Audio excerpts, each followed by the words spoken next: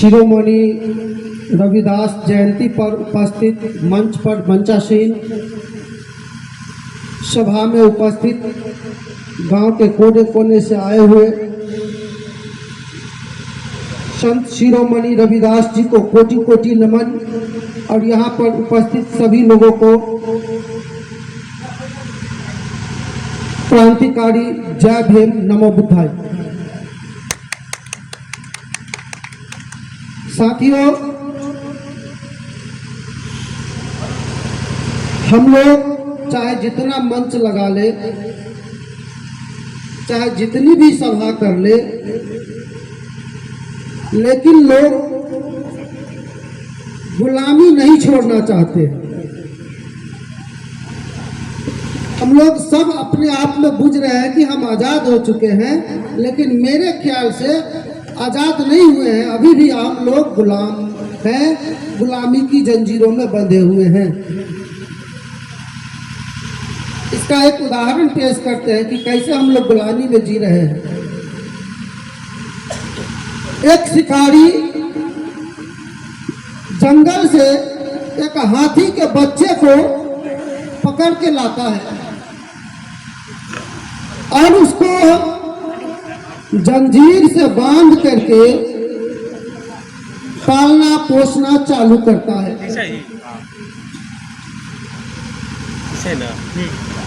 उस हाथी को तब तक पालता है जब तक वो बहुत बड़ी जवान ताकतवर नहीं हो जाती, तब तक वो पालता है।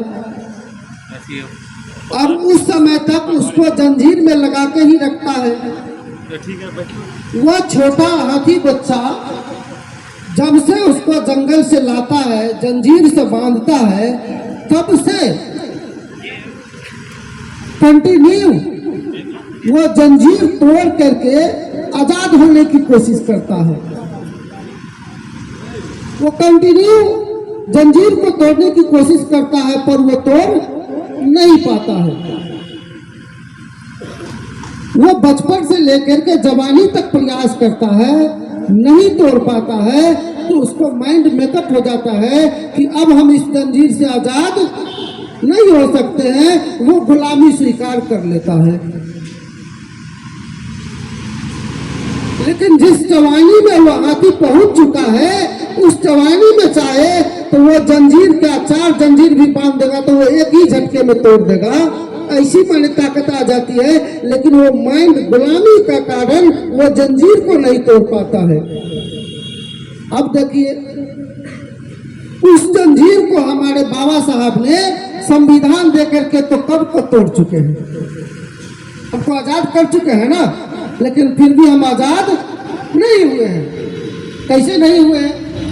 जैसे वो शिकारी हाथी को वो जंजीर से हटा करके अब रस्सी में बांध देता है। रस्सी में बांधने के बाद भी वो हाथी जैसे ही आगे बढ़ता है, उसको लगता है कि हमको जंजीर बंधा हुआ, फिर वो बैक हो जाता है।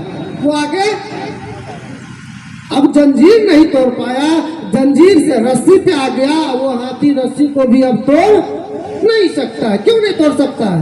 क्योंकि उसे गुलामी का एहसास हो चुका है कि हम गुलाम से आजाद नहीं हो सकते हैं।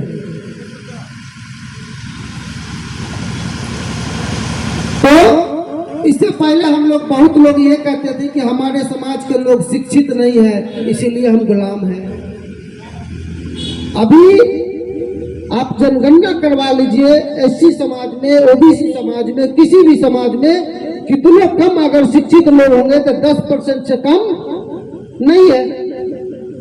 तो 10% हम लोग शिक्षित हैं, हमारी आबादी 85-90% है। कितनी ताकत में है? इतनी ताकत के बावजूद भी हम गुलामी से अगर बाहर नहीं निकलते हैं तो धिक्कार है ये बहुजन समाज पे, धिक्कार है ये 85% पे, जो हम 85% बोलते हैं। धिक्कार है वो शिक्षित समाज पे, जो आज इस मंच के या इस प्रांगण में नहीं उपस्थित हुए हैं, लेकिन उनके पास जाइएगा तो अच्छे अच्छे सुझाव लेक्चर देंगे। आप लोग ये नहीं कहते हैं। आप लोग इस समाज को देखिए क्या हो रहा है। वो अपने आज तक एक दिन भी ये सभा में नहीं आया होगा, लेकिन वो हमको सुझाव देंगे कि आप लोग क्या करते हैं, चंदा लेके खा जाते हैं, वही लोग लेक्चर देंगे। वैसे लोग हमारे समाज को बिगाड़ने पे लगे हुए हैं, सुधारने पे नहीं लगे हुए हैं। जिस दिन हम लोग ये 10% शिक्षित लोग एक साथ हो जाएंगे तो हमारी जो अशिक्षित लोग हैं वो हमको राह देख रहे हैं। आज वो अंधविश्वास में या गलत राह में ढुके चल पड़े हैं। वो किस लिए? क्योंकि वो देखते हैं कि ठाकुर बाबू मुंडन कर रहा है तो वो भी देखा देखी मुंडन कर रहा है। अभी देखा देखी हो रहा है।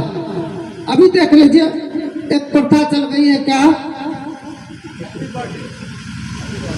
बर्थडे मनाने की। एक बर्थडे मनाने की, और बर्थडे में हमारे समाज का एक्स्ट्रा खर्च क्या, हमारे समाज का एक बर्थडे मनाने में एक्स्ट्रा खर्च। बहुत सारी प्रथाएं को पकड़ते जा रहा है। क्यों? फंक्शन, एंजॉय के लिए। क्यों पकड़ते जा रहा है? एंजॉय के लिए। उसी एंजॉय को हम दूसरे रूप में कन्वर्ट करके हम अपने समाज को कन्वर्ट कर सकते हैं। कैसे? जैसे आज ये प्रोग्राम हुआ, हजारों की तादाद में हम यहाँ पहुँचते, शिक्षक, डॉक्टर, मास्टर, इंजीनियर, मुखिया, एक शोभा यात्रा निकालते। ये शोभा यात्रा निकालने का मकसद क्या होती है कि जो अनपढ़ समाज के लोग हैं वो जो देखेंगे उस सभा में, अरे डॉक्टर साहब भी आए हुए हैं, अरे मुखिया जी भी आए हुए हैं, अरे मास्टर साहब भी हैं, अरे इंजीनियर साहब भी हैं, उसको सोचने पर मजबूर होगा कि जरूर कोई ना कोई बात है, इसमें हमको भी जाना चाहिए। या फिर वो पूछेगा, जानकारी लेगा कि ये क्यों, क्या हो रहा है, तो हमारे समाज में जागृति आएगा। लोग अंधविश्वास में क्यों फंसे हुए हैं? मेला लग रहा है, ढोल नगाड़े बज रहे हैं, ऑर्केस्ट्रा चल रहा है, इसलिए लोग एंजॉय में भागते जा रहे हैं ना। तो हमको उसी रूप में उसको लाना पड़ेगा ना।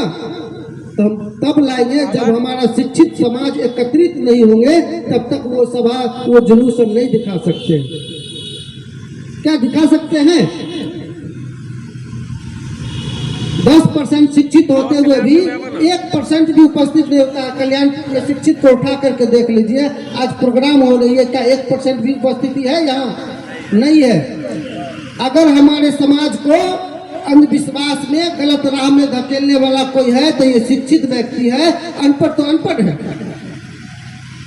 हमको न पता है कि हम क्या कर रहे हैं तो गलत होगा या सही होगा। जिसको पता ही नहीं है कि गलत क्या है, सही क्या है, उसको हम क्या दोष दे सकते हैं? दोषी तो हम हैं। बाबा साहब को हमने जाना, बाबा साहब का लाभ हमने लिया, बाबा साहब से आजादी हमने पाई है, अभी वो नहीं पाया है। इसकी जिम्मेवारी हमको न लेना होगा, हमारी शिक्षित समाज को न लेना होगा।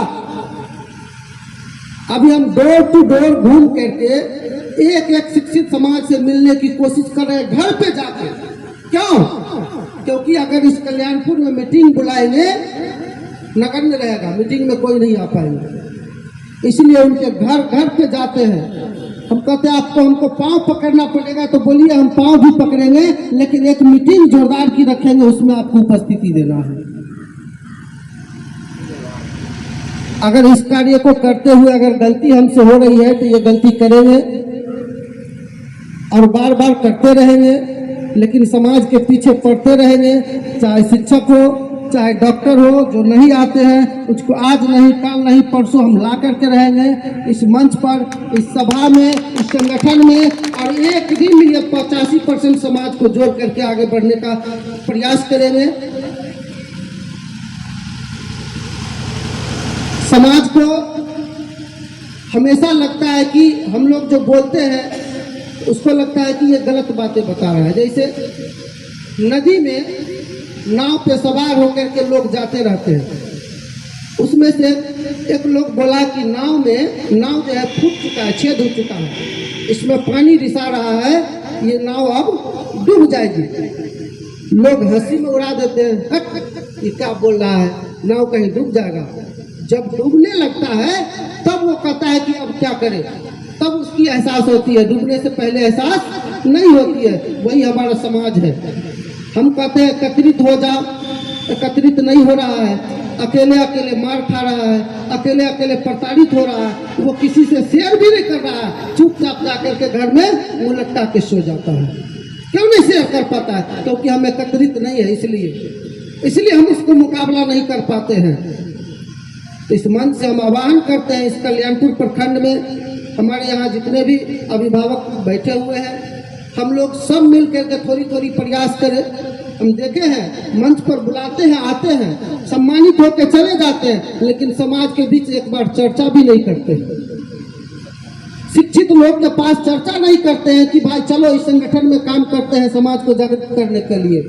तो मंच पर भी आने से नहीं होगा सर। 5 को हम जगाते हैं तो कम से कम 2 को आपको भी जगाना पड़ेगा, 2 को आपको भी लाना पड़ेगा, तब हमारी संगठन चलेगी, तब हमारा समाज मजबूत होगा, तब हम आगे बढ़ेंगे।